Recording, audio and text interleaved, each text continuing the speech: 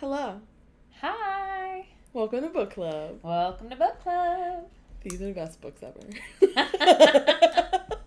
I'm so glad you approve. Oh, they're so fun. They're so good. So yeah, I did finish the book today. The epilogue being 4 years later really scratched an itch because I was Chef's kiss. so worried that we would never find out if they got pregnant or not. And when it said 4 years later, I was like, please have kids. And they did. They had 2. It made me happy. Chef's kiss. Listen, I think epilogues are probably my favorite part of romance novels. Because I don't know. usually... I think this was my favorite part of this one. When he kicked his feet. Yeah. So we get a lot of Xanders and Stevie in this book. And it's adorable. It's one of my favorite things about this entire series is all the crossover because... They all, like, live in the same, like, high-rises and shit. Yeah, so they're all in the story quite a bit, and it's just so good. Yeah. We sound like lovesick puppies. Yeah. So, this is called The Right Move. Going into this, I figured it might be Ryan. I didn't know who the girl would be. And I had no clue what the plot was. Ryan's kind of a dick at the beginning. I was like, oh, so it's like enemies to lovers. Okay, cool. I love a good, like, true enemies to lovers. But I was like, I'll take it. And then, like, in chapter, like, 8, I think... Pulls a switcheroo. He tells his boss. His boss is, like, worried about him being a leader and all of the things. And, you know, he hasn't settled down and whatever. He's like, no, I have a girlfriend. And I was like, oh, you motherfucker. Fake relationship. He's like, yeah, she's over there. Because Indy had walked in because she was locked out of the apartment or something. And then he pulls Indy in. It's like, this is my girlfriend, Indy. And of course, Indy plays along. But then I was like, it's a fake relationship. Those are good too. Fake dating gets it every time. So we start off this book with Stevie talking to Ryan, saying, hey, brother. That's exactly what she said. Hey, my twin brother, who's my favorite person in the world. I need you. So she basically says, like, you remember Indy? And he's like, the girl who cried in my apartment and then threw up all over my shoes? Yes, I do remember her. Maybe not the best first or second impression. It's not. So he said yes and be like, so you have all this extra room here. Can she, like, sleep here? Like, she's trying to, not sleep here, but stay here. Because she's trying to save money. And Ryan's like, I just assume she's saving money for a place. And Stevie just kind of lets him believe that. So reluctantly, because he loves his sister, he says yes. He says no at first. A lot. By the end of the chapter, he says yes. He's very much a loner. Yeah. Apparently he's like a superstar. So he is looked at and photographed everywhere like he goes. There's no one who doesn't recognize him. So yeah. He just doesn't go anywhere. Yeah. Like, he'll go to, like, the charity events and things like that, but as far as, like, going somewhere on his free time, no, he doesn't. He has, like, groceries delivered, he has food delivered, he orders his things to be delivered to his home. He just really doesn't leave the house except for practicing games. I was trying to, like, equate him to someone, like, in our world, because Xander's is also a big shot, but he is either, is it in this book, or is it, where all of them are trying to explain to Indy just how famous he is. It's in this one. It isn't, they're okay. asking her about her, how's it going with her roommate, and it's when they're all sitting around. So they're explaining in, like, dollar signs, like contract dollar signs to her. And explain, like, he went first in the draft and, like, all of these things. Yeah. So they're making sure she fully understands, like, yeah, you fly with our hockey team. Not everyone knows hockey. Not everyone knows who we are. Even if they don't know hockey, or yeah. So they're like, people who don't even know basketball still know who this guy is. So all I could think was LeBron James. Like, it was one of the biggest news stories when we were growing up. He got drafted straight out of high school. I didn't know basketball, but I know who LeBron James was, and I would recognize him anywhere. So that's what I could equate him to into, like, our world. Is, like, he's got lots of money. Everyone knows who he is. Everywhere he goes, he's going to get recognized and bombarded. And so... I think it was here where he's like... Yeah. So they're explaining it to Indy, right? Is that yes. Okay, yeah. Yeah. It's Xander's, Rio, and the captain, Eli, is his first name? Yeah. Madison? We sucked at that, too. Madison. They're explaining to her, she's like, you know, what do you mean I'm friends with you guys? And you guys get a lot of attention. And Xander's is like, this is a little different. And then Rio kind of goes into... He's like, a little... Ryan Shea was the number 1 draft pick out of North Carolina, a team who won back-to-back national championships under him. He's, what do you think? Rio shifts his attention to Madison and Xander's. Top 5, maybe top 3 players in the league. And he doesn't even have a ring or an MVP yet. It's impossible for him to leave his house without being recognized, I'm sure. These guys are big in the NFL and they're known. But he just goes on to like, but Ryan Shea, like, everyone knows who he is. And that's when I was sat there and I was like, who were we equating this to? And all I could think was LeBron James, Michael Jordan. Yes. He goes on to say, like, when Ryan makes headlines, we're not talking about, like, national news. It's worldwide. Yeah. Because, I mean... So. Yeah. So that's when I finally understood. Because, I mean, they're all big athletes. So I was like, okay, he's another big athlete. I also didn't understand until I read this part in the book, and I was like, oh, so he is bigger than, like, the hockey players from the first book. So. Yeah. Well, and that is true, too, because, like,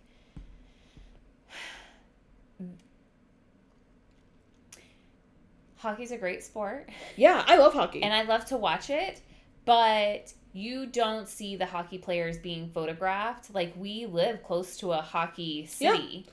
I would not recognize any of them if I was in the grocery store next to them. I wouldn't either. And you don't see them in the headlines or in the news or anything like that. It's not plastered everywhere. Whereas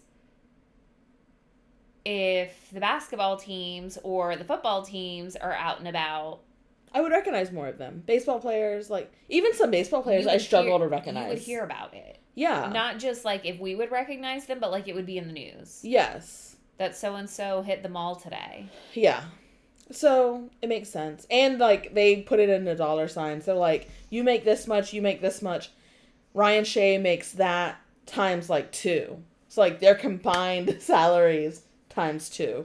It may have been bigger than times 2, but... Yeah, they were like, so 2 of the biggest names in the NHL make almost $24 million a year combined. Ryan Shea makes double that. He's got shoe deals and endorsements that are probably worth more than that. Yeah. So that's when Indy's like, why the hell is he living where he's living then? So, which is part of his mystery too right now. So, but yeah, so she moves in with him because Stevie convinces Ryan Shea, her twin brother. And she does need a place to live. I don't know if we've disclosed the reason why. Did we talk about that in the last one? I don't remember. Her boyfriend of 6 years. Yeah, that's when she showed up crying. At this point, Stevie was living with her brother. She got home from a trip. They were early, I think. So she was going to surprise her boyfriend and found her boyfriend in bed with another girl. In their bed. No bueno. I was heated for her. Yeah. So, she obviously wanted to get out of there. So that's where we're at. And then a few chapters later, Ryan is trying to convince his boss that he can be a team leader.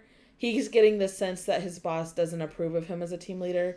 He doesn't. But it's voted on by the team. The team chose him. So he really didn't get a say in it. And it's very obvious that he, like, doesn't trust him in any way. So he just doesn't think that Ryan's ready to lead the team. Yeah. Like, he's very much of a loner. Yeah. Whereas his more of like a selfish player. Friend, the other basketball player in this book, is, but they didn't vote him. Well, he was the captain. He stepped down. Yeah. It was something like that. I knew it was something. She reads books like she watches TV. Yeah. Misses all the details. I get it now. So that captain and the GM were close. Because the GM's wife likes the captain's wife. But the GM felt like him being a family man is what made him a good leader. He's able to be patient. He's caring. He realizes that there's more to life than just basketball. Ryan Shea is a loner. He has trust issues, so he doesn't open up to his teammates. Basketball is his life. He only cares about basketball. So for those reasons, the GM is very outspoken about the fact that he doesn't think he's going to be a good leader. Yeah. And so that's when it comes into play of, well, I am with someone. And then Indy just thankfully happened to show up at the right time. Yeah. So they agree to help each other. He explains to her, like, I need you to continue to fake this relationship for me because I need my GM to believe that I am the right man for the job. And she finds out that her good friend, who her ex is also good friends with, is getting married and wants Indy to be in the wedding, but her ex is also going to be in the wedding. And he has a +1 to the wedding, and so does she. And he's most likely going to be using that +1, so she cannot show up dateless. Who better to be your date than superstar Ryan Shea? Who's her boyfriend loves, by the way. Like, is a big fan of, I mean. Yes, her ex-boyfriend's a super big fan of Ryan Shea. Not anymore. So that is their deal. Like, I will help you get in good with your GM and teach you how to be a good book boyfriend. Yeah. And then you come be my wedding date. Expecting that this is all going to be pretend and be over by then. Yes. Naturally, feelings get involved. Yeah. And Ryan, at some point in this book, says, like, from the moment she barged into my apartment crying, he had a thing for her or whatever. And I was like, you are a liar. You've liked her from the beginning. Which I thought was funny because I didn't realize that. I was like, when are we going to find out, like, how he's falling in love with her? And then you realize, like, oh, it's been the whole time? Cool. Yeah. So, yeah. Do you want to tell them why Ryan has trust issues? Yeah, it's really sad. So you find this out later in the book. Like, later. So, at one point they're talking and he says, I had a girlfriend who, wanted to get pregnant so she could get 18 years of child support out of me. And he's like, as if I wouldn't be involved. And that's all we kind of get. So I'm like, okay, so, like, this whore, Marissa, yeah, was trying to use him. So he knows I have all this money, I have all these endorsements, I'm this big athlete. So he's just like, I'm going to shut everyone out so no one can use me anymore. Later on, when he finally tells Indy the whole story, it is those things, but it's also how he was in love with her. And it wasn't just some girl, it was someone that he loved. And he hates that he trusted her that much.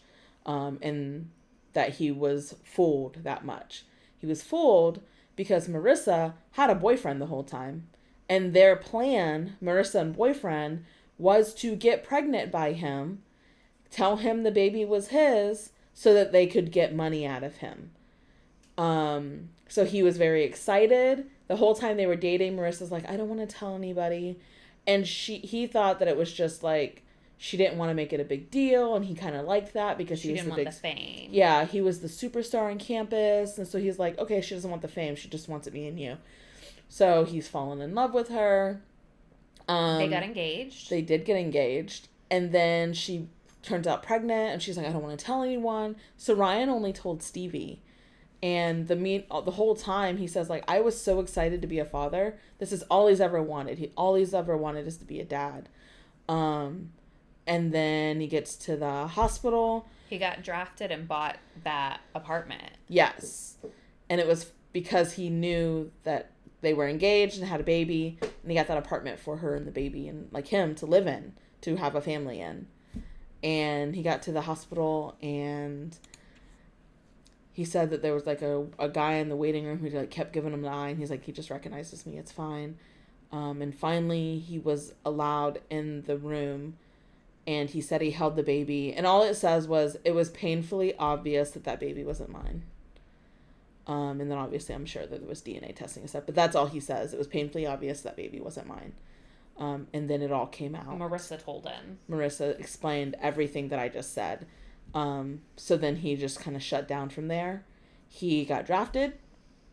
First 2 years in the league, he was super depressed. He was great on the court. He was great on the court. But every time he would go home, he was like in a huge depressive episode. He lived in filth because when you're depressed, you don't always want to clean up after yourself. So he was just not in a good place for 2 years. And then I think when Stevie, he started getting better and he got out of his funk a little. And then eventually Stevie moved in with him. But even Stevie didn't know those things. So, yeah. She knew that about Marissa and that the whole thing was a lie. She just didn't know how much of a depression he had fallen into. How much it affected him. Yeah. So that's why he's very OCD now with his apartment. Everything has a place. Don't touch his stuff. Don't move his things. He likes it to all be cleaned and organized and, exactly how it all goes. He doesn't like to get out of his routine. He likes everything just so, and that's why, because he's afraid of falling back into that. How things were. Indy talks a lot about his need to control in this book. And it's because for those 2 years, he just felt like his life was so out of control that he just needs that control over what he can control. Which for him is basketball. He controls his routine. He controls practice. He controls what he eats. He controls, there's a schedule. And so that was what he controlled. So that's just what he knew. And then he became like a recluse the rest of the time. Yeah. And because that was easy. And he didn't want to trust people because he had known his whole life that people only got close to Stevie because they wanted to get close to him. So he felt bad for Stevie. But then obviously in college he learned that people also would get close to him potentially to get things from him. So he just kind of stopped getting close to people. Yeah. So yeah, that's really sad. When I was listening to that, I was like, this is super sad. So he has Stevie, who's his sister, Xander's, who he says is his best friend. That's his brother-in-law to be, because they do get engaged in this book. And so cute. And then now he has Indy, who is his roommate / lover, because they start doing the deed. Yeah. And Kai, who is his... He lives in the same building. Neighborish person. Yeah. I don't know that he necessarily lives on the same floor, but definitely in the same building. building. It's the same building, yeah. And he has a baby. He's a baseball player because apparently only famous people can afford to live in this building. Madison, the hockey team captain, lives in the penthouse above him. And then he lives in this modest apartment. It's not modest, but I guess for the amount of money he makes. It is modest. People are surprised, why do you live here when you have all this money? You could live anywhere else. Or... Indy says it at one point, why the hell doesn't he just get a place outside of town where he's not always bombarded with paparazzi and stuff? But it was because he bought that apartment and he just for some reason couldn't get rid of it. Even though it brings all those bad memories back. So, him and Indy have some ups and downs. She goes on a date and he loses his mind. He's super jealous. So jealous, but also won't tell her that he wants to be with her. He's scared to death to want those things with her, but he does finally start coming around. He's starting to mesh better with his team. Yep. And then he gets hurt. Things don't go as bad as they could. He doesn't require surgery, but he does have to take a month off. And so he starts to cancel team dinner. They have team dinner every month. And he starts to cancel that. And Andy's like, nope, we'll just do it here at the house. Tantor Audio, a division of Recorded Books, presents The Right Move. Excuse me, ma'am. My bad. Which freaks him out, that they're going to have the whole team over to his place for dinner. He doesn't ever have anybody over. But Indy does such a beautiful job having people over. And my favorite part of the book is afterwards. She's like, she says that it's down to like 2 or 3 people left. And so they've had a conversation where, and I think it was the night before, where he made the statement that there's just not anybody in his life that he can trust. And he was meaning except her. Yeah. And she took it as he can't trust her either. So she's like, he doesn't want me like, here. Get the fuck out. I'm going to leave. I truly hate miscommunication in books because I am very much a say what's on your mind kind of person. Don't beat around the bush. We're adults. If you've got a problem with me, say you have a problem with me. I will come to you and ask you if you have a problem with me if I feel like you do. Not necessarily in an aggressive, we're about to have a problem kind of way, but like, hey, have I done something to upset you? If you choose to ignore me... Some people bitch out and don't talk to them. or say no, then that is on you. As far as I'm concerned, we don't have a problem. You might have a problem, but I gave you the opportunity to fix it. I gave you the opportunity to tell me. Don't be a little bitch about what I've done, and you've done nothing. You've said nothing. So now I no longer have interest to fix it. But I've opened the lines of communication. I strongly believe in that. And so these little miscommunications in books really do drive me crazy. But I absolutely adore everything about this book, so we're going to pretend like it didn't happen. So she packs her things. She's going to go across the street to Xander and Stevie's house. And my favorite part of the book,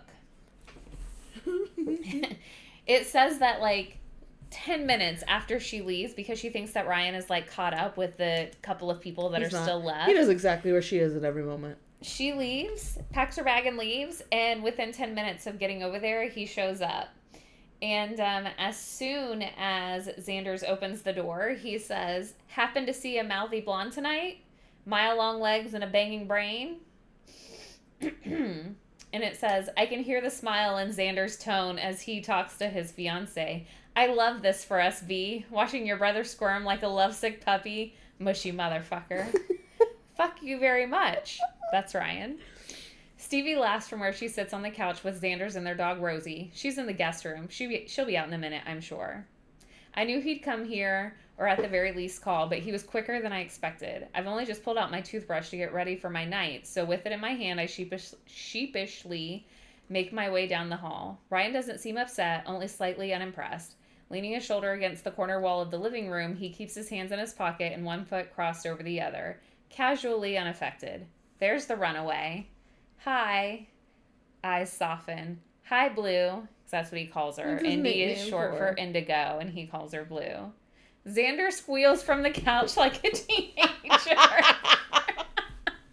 So all I can picture is this big burly hockey man, player, and he's squealing on the couch like a teenager because he has a nickname for her. So they discuss, their issues or whatever, and, how he meant not until you and blah, blah, blah. And then they discuss that they have an audience because obviously Xanders is very much listening. And so as they finish their conversation, she says, "Take me home, Shay." He says, "Indy," I'm sorry, this is Stevie talking. "Indy, to make this clear, I don't want a single daily update tomorrow," Stevie announces from the couch. "I'll text you in the morning with details. I'm getting a new number." Aren't we the cutest foursome you've ever seen? Xanders pitches in. He's so funny. "Love you all," Ryan finishes from the doorway, pulling me behind him. "Rosie, most of all, of course." Which he's allergic to the dog, so he has to take medication to visit with her. Yes. But he does, because he does love Rosie. But I love their little family dynamic. They're so cute. They are so cute. I love that they've pulled together to have their little family foursome, because Xanders is working on the relationship with his dad, but he's had a rocky relationship with his dad up to this point, and his mom is a POS. And Stevie's mom is also a POS. They're working on it, but she has a great relationship with her dad, but they've all just kind of had like awkward lives up to this point. Yeah. And Ryan has just completely isolated himself. And then Indy's parents are pretty great, actually. but she has really terrible friends. Oh my God, I hate her friends. And her boyfriend is obviously, her ex-boyfriend is obviously an ass. So, they found each other and they're all so happy and I just love it. Cute. I do like, so from the beginning, Indy would send Stevie daily updates because Stevie is very aware that Indy has had a crush on Ryan. Mm-hmm. Like a little fun crush because he's a good looking man. So she'll be like, daily update. Your brother didn't wear a shirt today or something like that. And Stevie's like, gouge my ass out, please. If they get considerably worse once they start hooking up and Stevie's truly like, please stop. I just really need my phone to and Indy doesn't stop. No. It's great. She did promise her the only way I'm moving in, like if you're making me move in with him, because she was staying in a hotel that was really tragic because that's what she could afford. And so she's like, if you're making me move in with him, I'm sending you updates daily. And she's like, deal. And I think she regrets that decision. Yeah. It's so cute. So, yeah. They obviously... so we've heard about Ryan's issues. Indy's issue is more like what's going on with her. So she's saving money because she's trying to save up for fertility treatments. Because her genetics are just that their eggs just don't... it's like another word for old, pretty much. They like mature quickly or something like that. Because her mom, it was lucky that her mom had her, and then Indy has the same genetics. So basically, she's 27 and she's already like way past her time clock. So she's trying to save up money for to freeze her eggs. Yeah. So whenever she does find her person, diminished ovarian reserve. There you go. Such a formal phrase to say my ovaries are aging more rapidly than the rest of my body. Yeah. So that's why she's saving money. Eventually, the same night that Ryan tells her everything, Indy tells him everything, saying like, "This is why I'm saving money. I really want this. All I've ever wanted is to be a mom." She doesn't know this, but between Ryan and Stevie never had like that notion to like be a mom. She could go either way about being a parent. Ryan always from a young age was like, I want 20 kids. I want a family. So he always wanted that until Marissa happened. And then he's like pulled back from that dream of his. He just doesn't want to be crushed again. Yeah. So, he's making moves in the background. Yes, he was. And I knew he was being shady, but so she have a problem with pleasing people. Yeah. If we're going to talk about issues, like we discussed his issues and his trust issues, she's a people-pleasing problem. Mm-hmm. She wants to nurture and care for and do for everyone and doesn't require that anybody do for her. No. So when you say, like, the bar is on the floor, the bar is literally on the floor. Like, Ryan... You don't even have to step over it. No. It's just, like, embedded in the floor. Yeah. It's, like, even with you could the just floor. slide across and still get over the bar. Her ex treated her terribly. Her friends are not good to her. They're not. They're awful people. Like, they want her to forgive her ex and get back with him, even though he treated her terribly. She found him in bed with another woman. That she doesn't want to be with him. And they're still just, like, encouraging it. It's awful. So, she has her own issues to work through. Yeah. She lets people take advantage of her, basically. Yeah. Like, she'll stand up for her friends, but she will not stand up for herself. Brings us to the wedding. Yeah. They've gotten to the point where two things have happened. We have convinced the GM, because Ryan is doing a good job of being a good leader for his team. He's developing those relationships, and even though he was hurt, he was still going to the games and kind of helping coach his backup guy. He's a rookie. Yeah. He was helping coach him through how to get through these parts of the game. They didn't win them all without him, but they did better than they probably would have had he not been there. And they've decided that they are done playing pretend. They are full on both admitting that they want something out of this. They want to be together. Yeah. They enjoy each other's company. They've done the deed. So a lot. He was celibate for 2 years, so that details. was a big deal that he trusted her enough to be with her sexually because of his trust issues. He wasn't being with anybody, and so that was a big deal. So now we are up to the wedding. Yes. So where ex-boyfriend's going to be there and all of her shitty friends.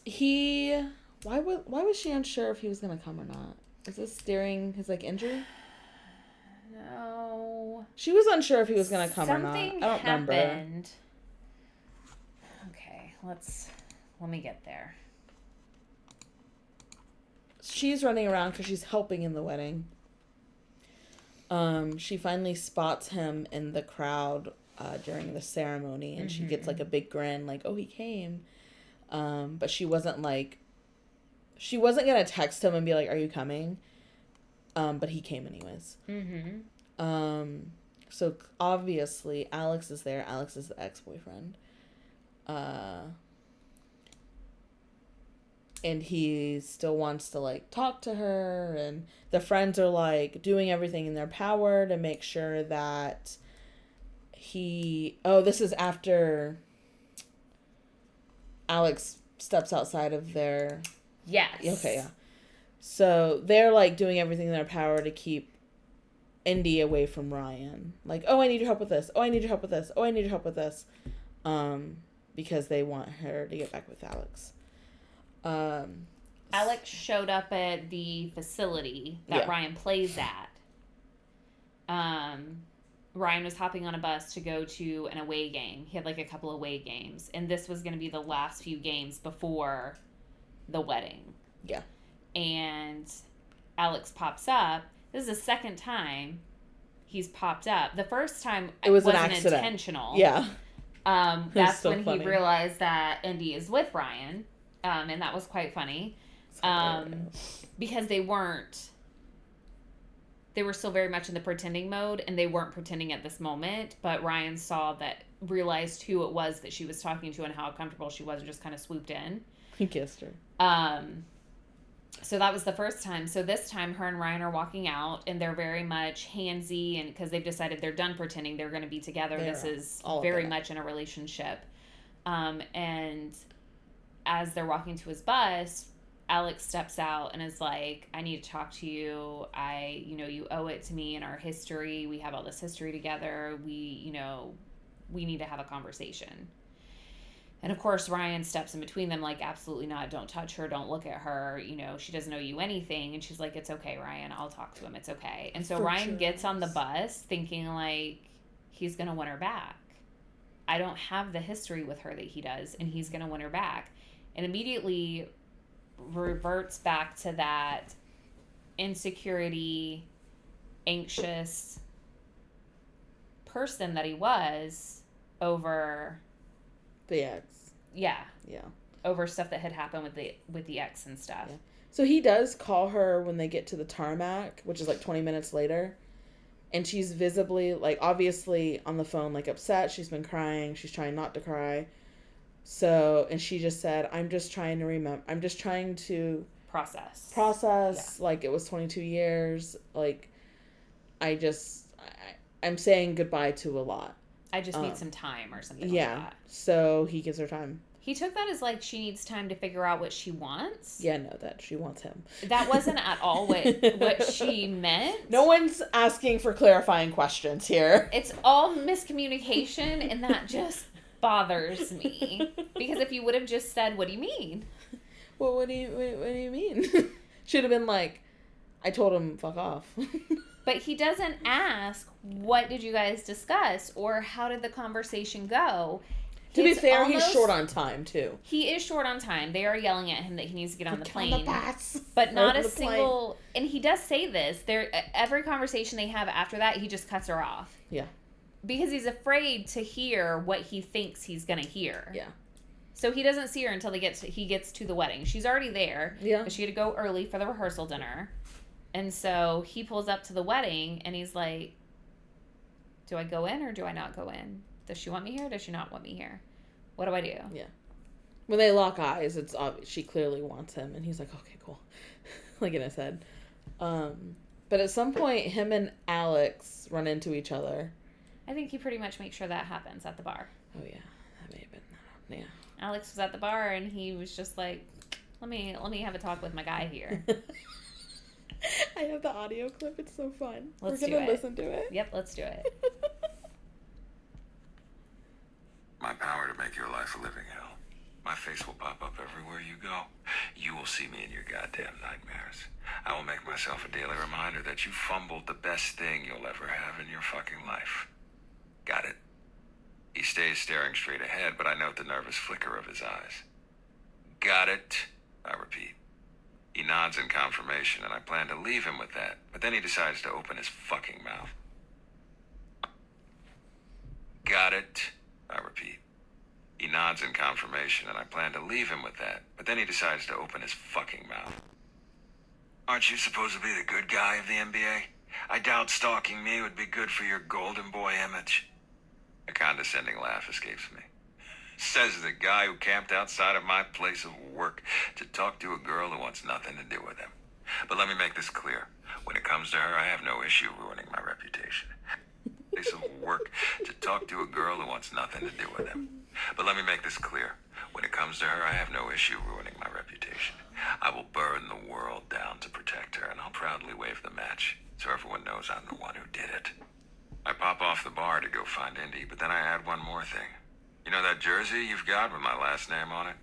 When you see it hanging there in your closet, let it serve as a reminder to you that soon enough, it'll be her last name too. I clink my glass with his because some...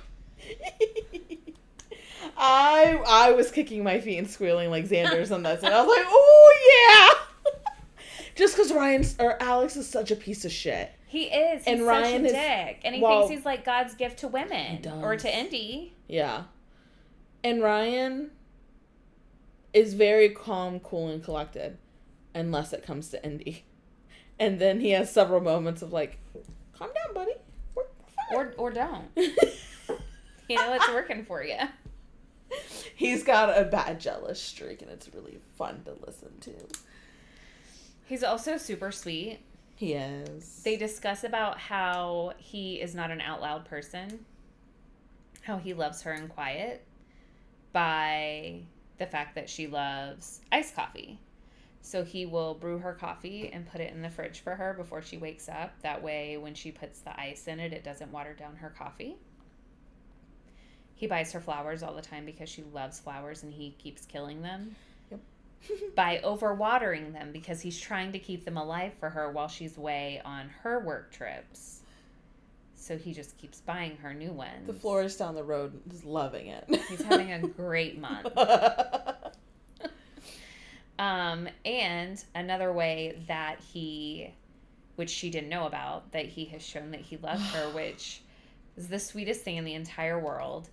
Her father is deaf, and Indy and her mom sign when they talk if her dad's around so that he can be a part of the conversation. Her boyfriend of 6 years that she has known for 22 years, and all of her friends, their whole friend group, they've all known each other since they were children. None of them have ever learned sign language.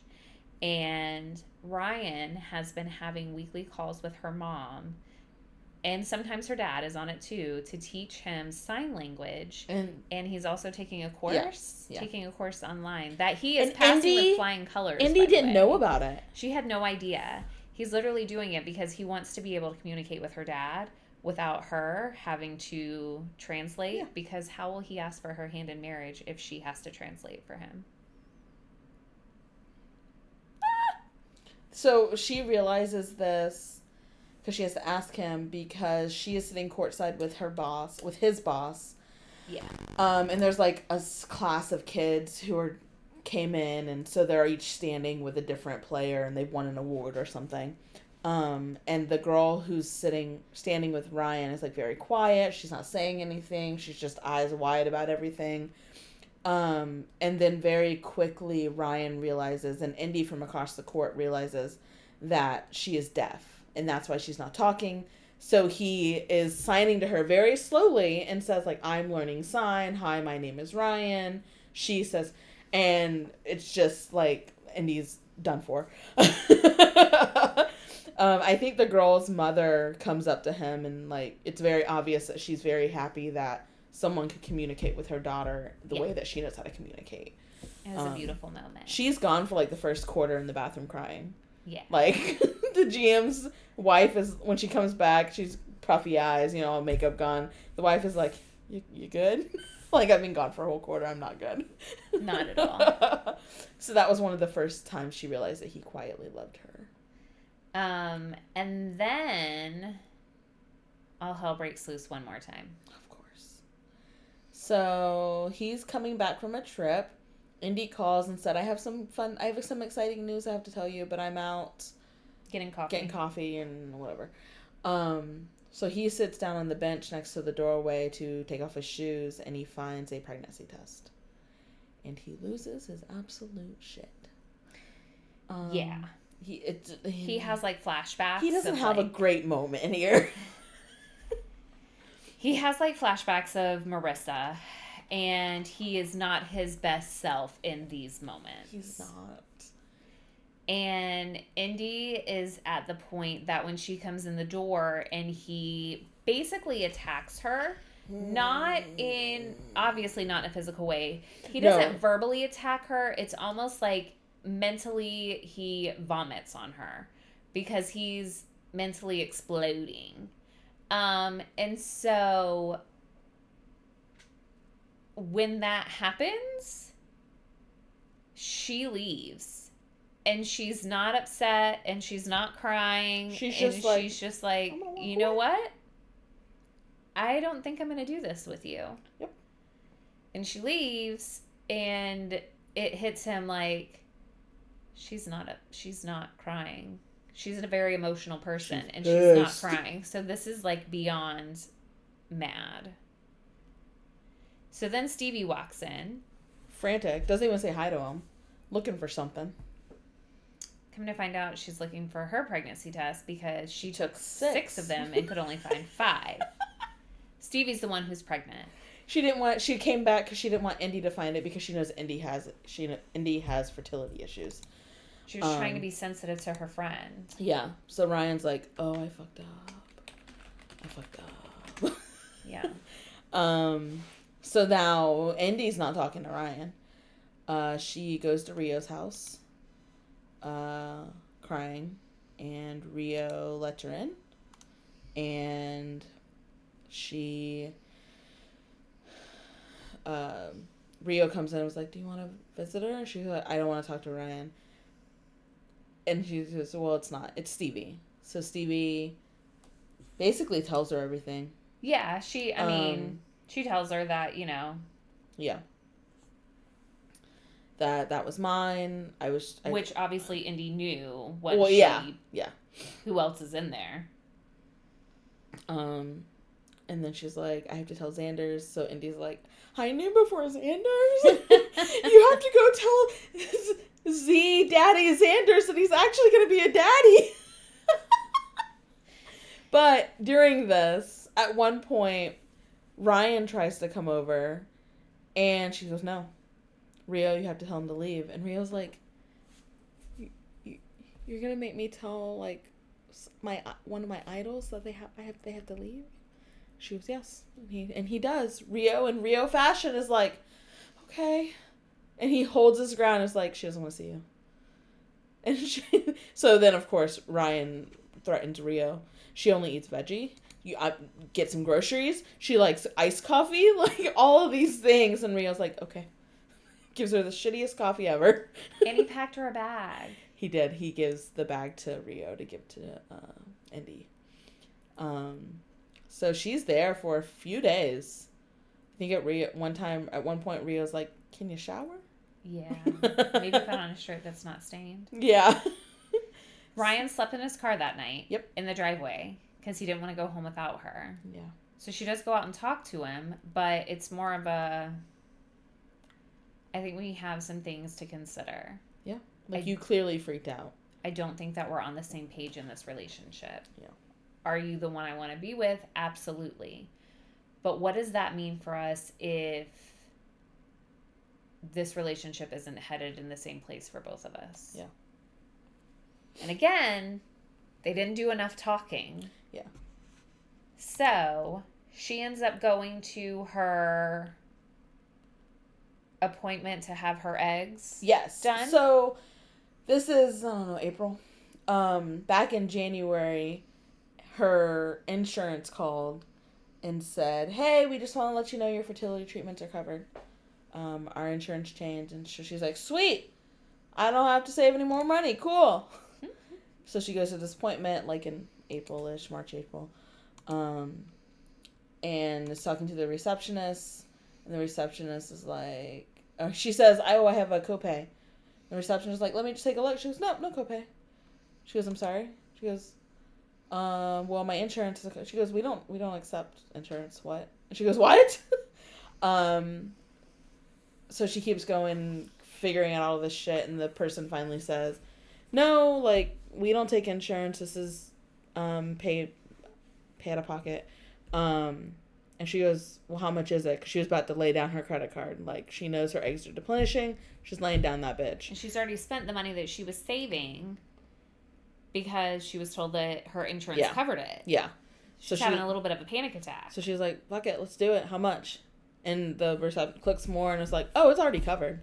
It says here that it was all paid for with a debit card. And Indy, she says in her head, like, I don't even have to ask what name's on the debit card. She knows. So. It was paid in mid-December. Yep. And that was right after they told each other their things. So right after he found out that she was saving for fertility treatments, he basically called and paid. When she gets back home, Rio tells her that he's had enough of her being at his house and that she needs to change her clothes and look decent because his broker is taking her to look at apartments. Yep. And she reluctantly goes. The broker takes her to a house. A big-ass house. It's on a nice size property and dumps her there. And she's like, this is too big. Nope, wrong area. When she goes inside, Ryan is there. Yep. And basically tells her that this is our house. Shows her the deed. Her name's on it. Yep. He bought it for her and him. He didn't mean to freak out when he saw the pregnancy test. He just was caught off guard. It felt deceptive because he didn't think that they were trying. But, you know, if she wants to, then let's do it. You know, whatever she wants to do, he's on board for. Obviously, he means that, obviously, by showing or paying for her fertility treatments. She asked, why would you pay for my fertility treatments? You knew that I didn't want anyone else to pay for it. And he said, you didn't want your parents to pay for it. And you didn't want someone else to pay for it. If I'm going to be the father of the children, I'm going to pay for it. And I was like, oh okay. And then he bought this house that has like 1 million rooms so that they can just fill up those rooms with all the babies that they were going to have. And he bought this house months before and has been having it renovated. Mm-hmm. So it's not like they had this fight, so he went out and bought a house to appease her. Like, this has been in the works for quite some time. Yeah. And so he's like, so I'm just going to leave you here to think. And, you know, just don't take too long. So he is in the playoffs for his team. They're trying to get to the playoffs. Yeah. And they do. They get to the playoffs. And so Indy was there, but she left after the game. So he goes home, and then Stevie's like, are you coming over after the game so we can celebrate? And he says yes. But when he gets home, everything out of his apartment is gone. So he said, he hauls ass. If we didn't have such great security here, I would think that I was robbed. So he knows, like, oh my gosh, like, Indy moved all the shit out, and yeah. So they go home, and they talk, and they, try for a baby. They're together. They try for a baby a lot of times in that night. They hear a knock at the door. And Xander's and Stevie are there because to celebrate them getting into the playoffs, she planned this big celebration to host at their brand new house, and they've just finished trying for a baby. Yep. Xander's answer the door is like, look who's been freshly fucked. Stevie's like, forgive me if I don't hug you right now. Yeah. So they have everybody over. Yeah. Her parents come, and he's able to sign to them. That was really cute. He got his sign name. He did. So you don't get... Only a deaf person gives you a sign name. Yep. Because it's and I have after heard they... that many times. It's based on something that has to do with you, and they may change it a little bit, but it's always like... Yeah. His is basically protector or protection with a little... With the R. With a little change to it with an R, yeah. And he sees it keep happening, and then he finally asks, "What is that?" And then the dad says, "That's your name." He's like, "Is that my name?"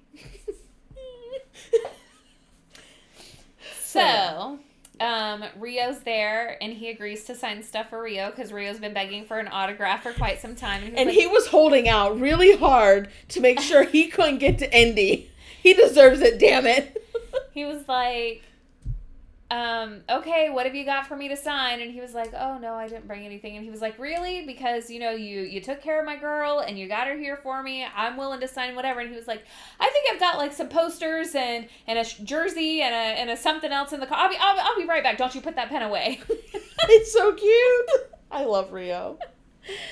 And then Kai is there, setting us up for the next book, of course. Mm-hmm. And of course Stevie and Xanders are there, and it's a lot of the team players are there, but it's just the environment that they're creating out there. They're setting the scenes for what's to come in the rest of the book. Yeah. So they're setting it up that this is going to be the place where we gather. This is out in the country. Ryan can be himself out there. He can go to the grocery store. He can take the kids to school. He can do all those things and not have to worry about the paparazzi being in his face every second of every day. So that's why they've moved out here. Kai, who is his neighbor at the apartment building, is talking about moving out there because he has a baby and his son is starting to grow and he wants that kind of life. So he's talking about moving out there. So I'm sure Stevie and Xanders are going to move.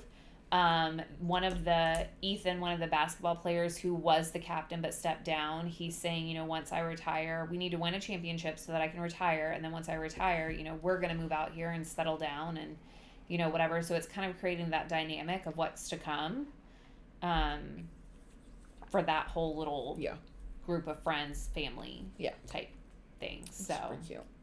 I think so too. And then we get an epilogue. The epilogues are the best. It's 4 years later. I was like, oh, we got 4 years later. They have 2 babies. They have Navy and I already forgot. Iverson. Stevie and Xanders have a little girl, Taylor. Taylor Shay Xanders. Yep.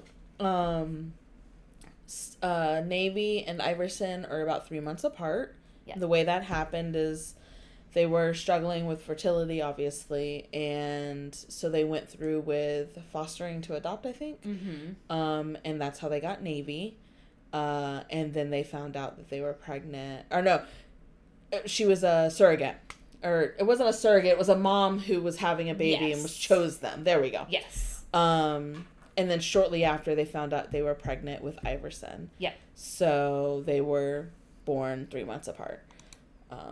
So they're like twins, but not twins. Yeah. They said, like, we're going to treat them like twins. Yes, they're going to be in the same classes. Like they're going to, Navy Renee, which is funny because that's Stevie's middle name. Stevie Renee Shay. Aww.